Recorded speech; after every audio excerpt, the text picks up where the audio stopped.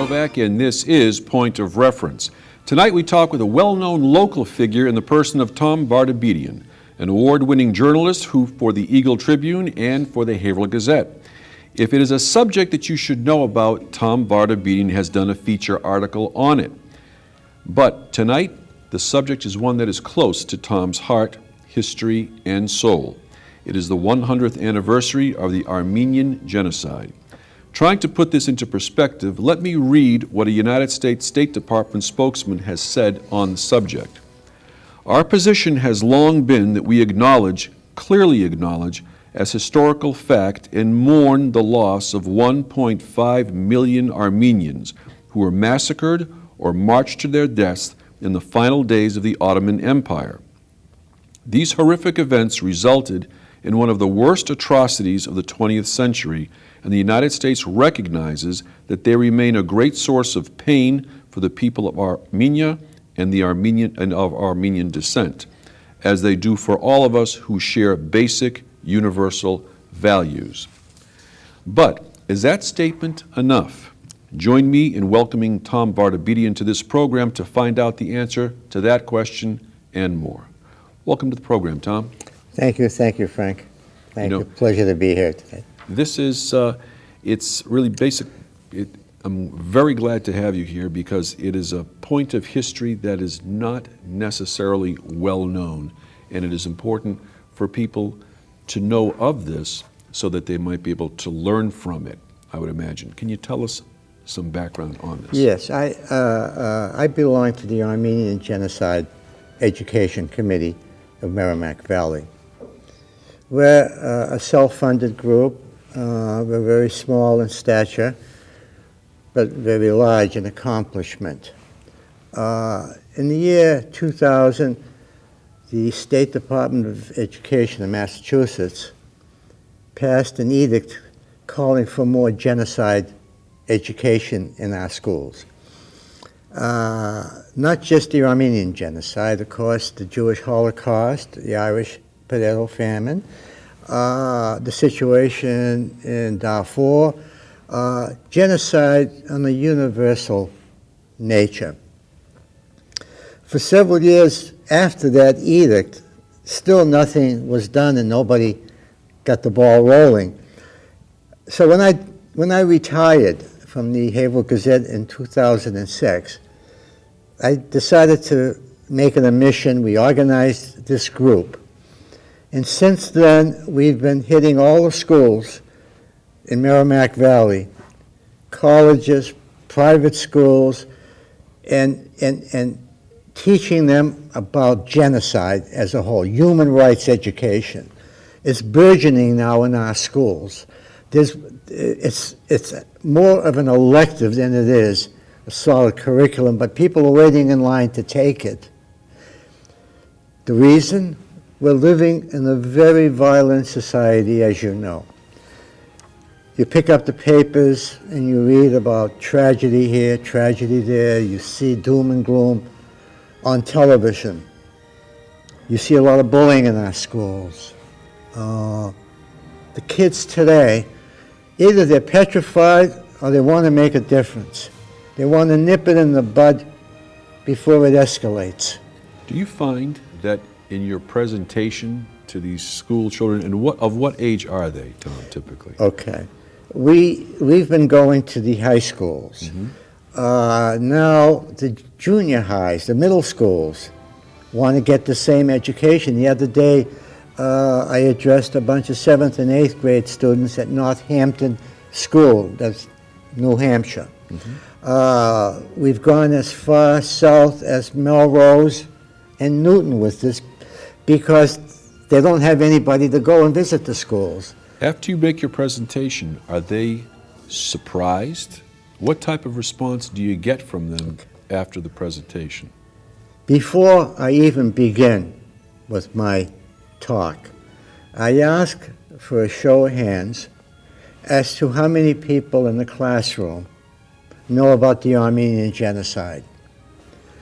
You might get one hand.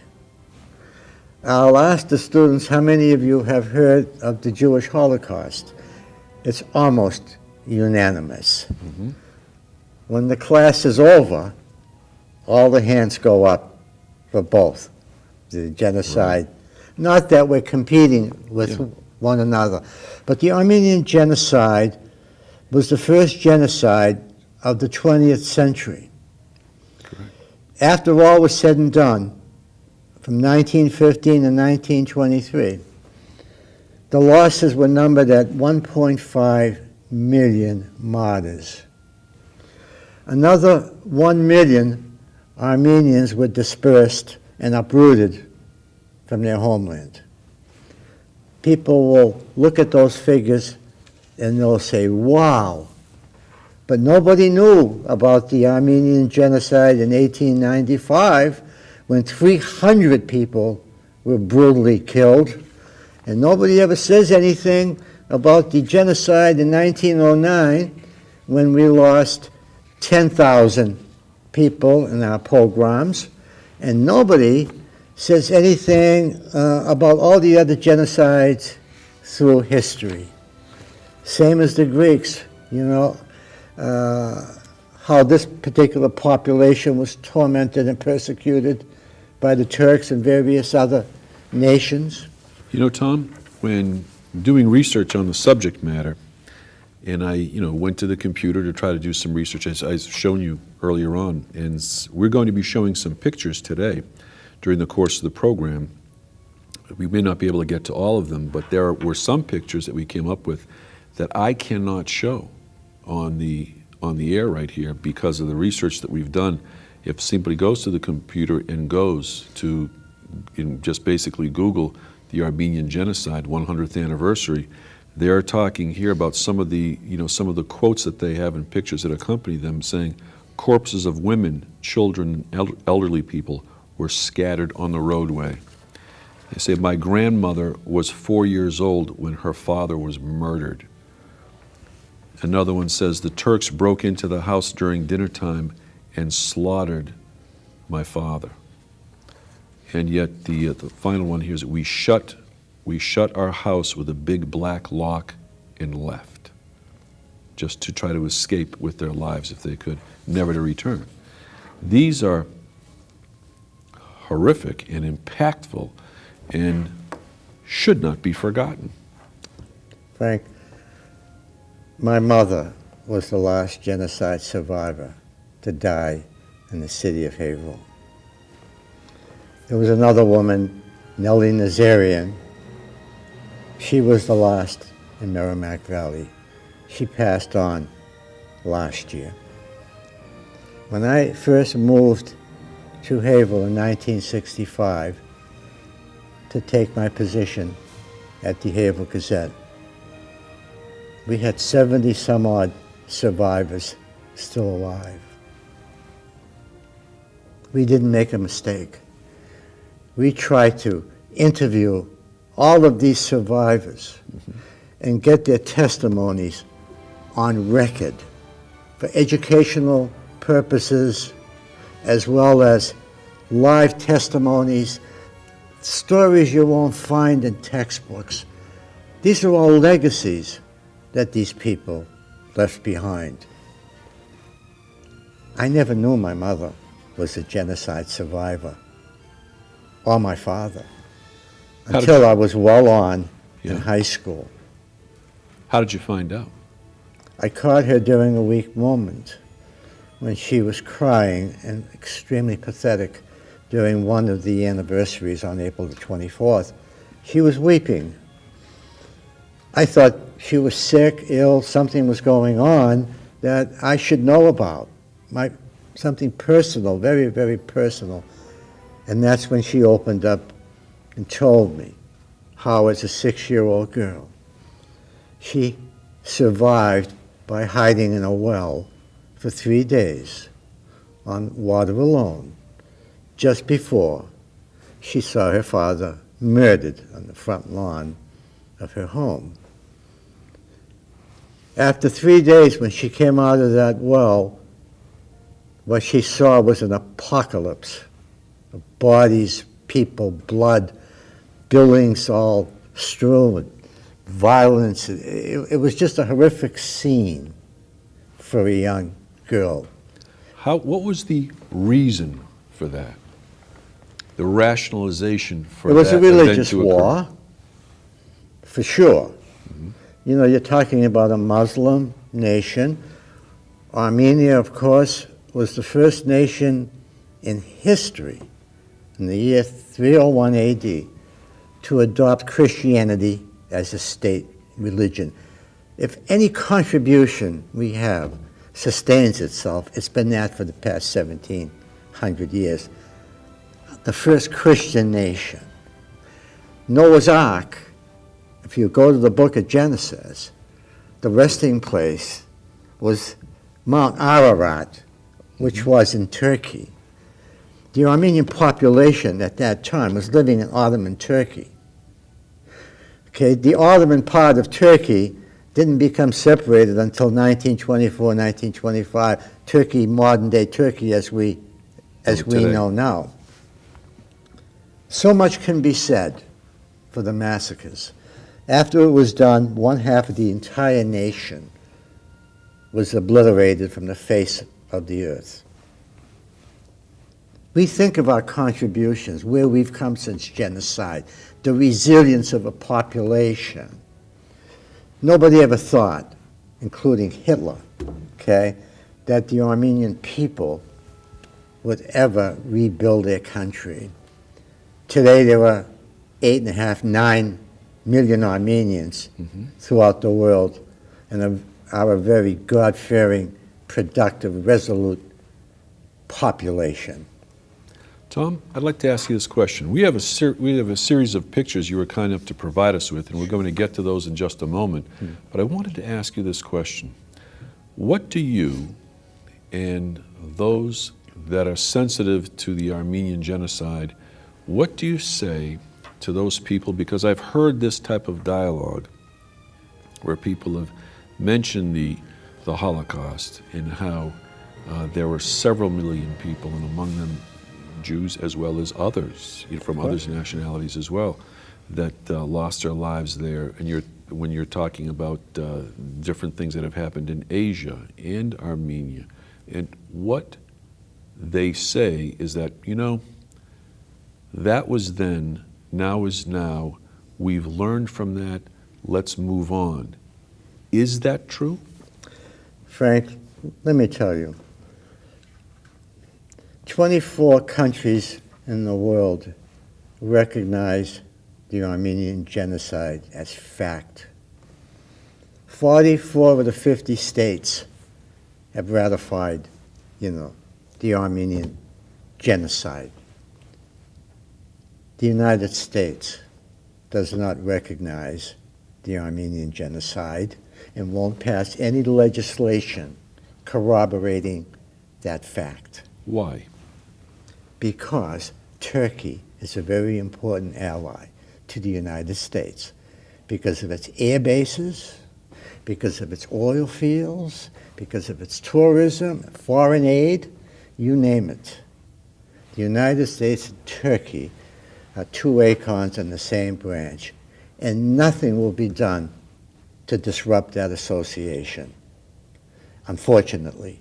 Okay. Obama, when he and Biden were first running on the ticket in 2009. They said they would recognize They it. did, didn't they? Yes. This is his second term of office. Since 2009, he has not made any contact at all with the Armenian National Committee of America.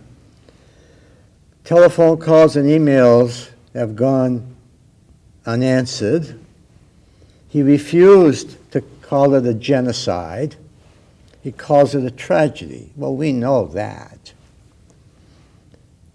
2 weeks ago, I was in Joe Biden's presence at the National Cathedral in Washington, D.C.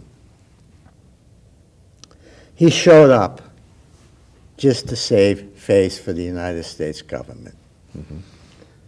And I'm sure that he was cautioned by the State Department as to what his behavior was going to be that day. He came under 3 conditions. Number 1, And by the way, you'll be reading about this in the Gazette because Okay. I'm writing about Great. it. It's been in all the other newspapers, Armenian newspapers. The three stipulations were, number one, he is not to be formally introduced to 3,000 people that packed the National Cathedral in Washington, D.C. Number two, no photographs from the floor. People still snuck a few pictures with Sure. their cell phones. And number three, and this is really sad, that no remarks would come from him from the pulpit at the cathedral. He was there, but he wasn't. The Vice President of the United States, on the 100th anniversary commemoration of the Armenian genocide, arrived at the cathedral 1 minute before the commemoration started and left 1 minute later. He sat next to the president of the country of Armenia. They exchanged pleasantries as they were going up the staircase, but there was no meeting of the heads of states like there should have been out of pure protocol and respect to our country. I see your point, and I see your point, and I can understand the sensitivity with this, and I'm still trying to wrap my mind around how I understand during World War II, this United States was at war with Japan, and with the atrocities that they had conducted, and that Nazi Germany had done. But the fact is, you don't ignore the fact that those things happen because you happen to be in business with those people, and I just cannot fathom how that type of recognition of a country's history, there are some things that may not be this country's finest hour in our history, and editorializing, if I may, it seems as though the lack of recognition, the appropriate recognition that the Armenian genocide is due, is now ranks among those moments of where it may not be our finest hour. Tom, let's take a look at some of the pictures. If we can put the first picture up on the screen, and we can have you tell us about it. Sure. And if the control room is ready for that, tell us about this, Tom. An Armenian dance commemorating the genocide. They're dressed in traditional costumes. They sing their traditional songs. And it's a way of exemplifying our culture that's 3,000 years old, our history. And how it still survives back. and endures. Right. We'll take the next one now. We'll take the next picture as it comes up. This is a traditional Armenian mass, a service. 90% of the Armenians throughout the world are apostolic or Orthodox. The other 10% are Catholic and Protestant. This is the way it's broken up. We have 4 churches in Merrimack Valley. And there's a new one that everybody is endeavoring to go ahead and get off the ground in Bradford. It's the church at High Point. Right. And I understand they're in a fundraising mode, soon to be. And hopefully that church will be occupied within the next year or two. Excellent. Let's go to the next picture now, too. See what that brings us. I made 2 trips Yeah? to Armenia. A fact-finding mission, if you want to call it that, but being a writer and a journalist and a photographer, I wanted to incorporate my passion and share these stories and pictures that I enjoyed doing, even at the Gazette, feature writing and that sort of thing, with the population at large. Right. Here throughout Haverhill and, Sure. of course, throughout the country with the Armenian papers. So one of the places that I went to was a place called Vernissage, It's an open-air yard sale, big type of thing. Oh, this is the picture of the gentleman who Right, was at right. that type of He was yard sale? He was selling bookmarks, and canes, I see, those are hand-carved canes. they're hand-carved canes as well, yes. The next picture we have is of an elderly lady by this stone wall. I'm just wondering how. Well, go back to the other one with the monastery scene. Okay. That Okay. one has a, We'll go back to that one then. Okay. Once the studio can go ahead and put it up. in 1960, I was a sophomore at Boston University, Mhm. and I got an opportunity to study at an Armenian Catholic monastery in Is that- 1960. Is that what this is? That's what these are all indigent monks. They're Catholic monks, and that's me in the middle. We were the first students to ever Really? spend any time in this monastery in Vienna, and I lived taking all their vows of poverty and everything for 1 year as a sabbatical in my studies at BU. Young Tom Vartabedian. Isn't that interesting? We'll go to the next picture Yeah. now and see what that is. The churches are just the most beautiful structures. Most of these cathedrals and monasteries were built in the 9th and 10th century. I was going to ask you how old that building Well, is. there you go. It's 1,000 years old.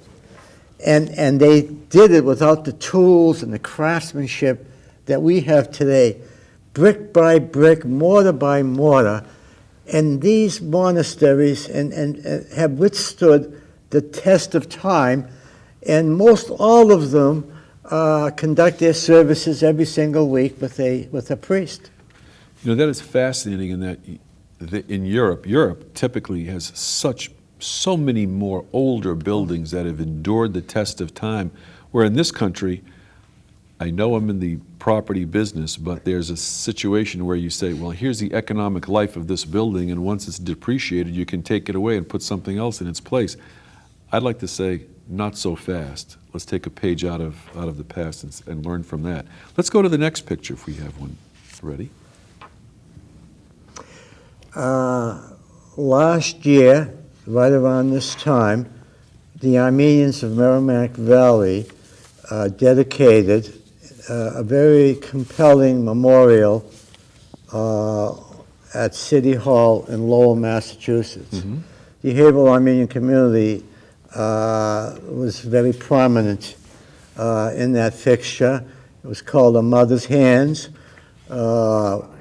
Stitch by stitch, knot by knot, the mother's hands were weaving testament of time. And it's the first time a memorial of this stature was erected on government soil in the United States of America, and it's right here in Lowell. And hey, That's look, fascinating, and that's fascinating, a credit to the efforts. If I could ask the control room to go to the mountain picture so that Tom can tell us about that one, if we were able to. This is a scene this is actually Mount Ararat. It's considered the cradle of civilization. Some historians have called it the birthplace of the human race. If you know your Bible history and you've ever read the book of Genesis, right on the peak of Mount Ararat is where Noah landed his ark after the flood of 40 days. We call this the symbol of Armenia. It isn't always visible. You could be in Armenia for 2 weeks and maybe see a clear image of this mountain once or twice. Really? And I just happened to luck out one day while I was there, and there it was. So That's fascinating. And if we could, we're coming up on time, but I'd like to get a couple of more pictures in if we could. The control room, if we could go to the next picture. That's a fascinating picture there. And this one, this boy's in front of a church or this temple? boy represents the future of Armenia. Any child does. Without a future, you forget your past. And I photographed him with this monastery in the background, and I just enjoyed the fixture, the intensity that he had for his Christian morality. you know, when you go to a country like this, it isn't always the buildings that sell you. It's the faces of the kids and the people, the human element. And when I go to some place like that, I like to capture it. This is the way the Armenians lived 500 years ago. This is the way they traveled, okay? They don't have fancy cars. Mm-hmm. It's life as it was 5 centuries ago. And they're very content. They will not leave their native land. If you offer them an opportunity to come here, despite the poverty and the 60% unemployment rate in Armenia, they'll hold very firm to their land and their beloved homeland. And you have to really, really congratulate them on that. This is Armenians placing flowers at the eternal flame on April 24th during a commemoration of the Armenian martyrs. Mm-hmm. As you can see, there's no generation gap. I can see that. Hordes of people. That probably will be the final picture, but that is, as you say, hordes of people. Are they also paying their respects on this anniversary day? April 24th, yes. Tom, what do you hope the recognition of the Armenian genocide, this being the 100th anniversary, will do? I would like to see the United States government come to its senses, pass legislation, a resolution commemorating man's inhumanity toward man. By virtue of that, we will be getting foreign aid, which we can use. We may be getting our land back from Turkey. We sure could use it. There could be unemployment opportunities, okay? The borders will be more relaxed. The tension between the two countries would be alleviated. Not that all these people are going to come back, you know, but just maybe, there will be some closure to the Armenian question. Internationally speaking, for the Catholic Church, the Pope, as we come to a close, the Pope had said what, Tom? The Pope and the Catholic Church, in representing the Christians throughout the entire world, recognized the Armenian genocide in a statement that Pope Francis made about 3 weeks ago, hoping that the deniers and the naysayers would follow his example and show some compassion toward the Armenian people, okay? Especially the United States of America, where we live. I was going to ask you if you think that comment was targeted and directed specifically. I'll share one little story, and then if we have Certainly. time, do we have time? We're coming up on less than 2 minutes. The Patriots were the guests at the White House a few weeks ago. This is before the scandal of Deflategate came out. And guess who was wearing an Armenian flag and an American flag on his lapel? Who's that? Coach Belichick showed up at the White House with a pin. It caught the president's eye, and he wanted to know, what is that you're wearing? And the Super Bowl coach said, that is the Armenian flag, and it would be in the best interest of the United States of America if you and the government recognized the Armenian genocide of 1915. That is a fascinating story. It'll probably have to be the last word, but Tom, it just goes to show that even the President of the United States could use a coach every now and then. Right. And we thank you very much for being here. I'd like to have you back again, Tom. Thank Tom you. Vartabedian. Thank you. We hope that this program has been a point of reference for you. And until next time, my name is Frank Novak. Thanks very much for watching. Thank you. Thanks, Tom.